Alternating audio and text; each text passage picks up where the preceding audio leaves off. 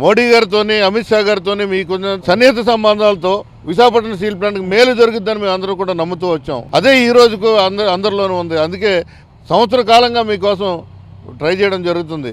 నేను ప్రత్యక్షంగా మిమ్మల్ని కలిసిన సందర్భంలో అడిగా, మీరు గాజువాకలో గతంలో మా వాళ్ళ పొరపాటు జరిగింది, మరలా మీరు పోటీ చేయండి, పోటీ చేస్తే 1,00,000 ఓట్ల మెజారిటీతో మిమ్మల్ని గెలిపించి మా ప్లాంట్ని కాపాడుకుంటాం, మీరు ఒక్కరే చేయగలుగుతారు సార్, మీరు రండి అని అంటే మీరు చిరునవ్వుతో తిరస్కరించారు.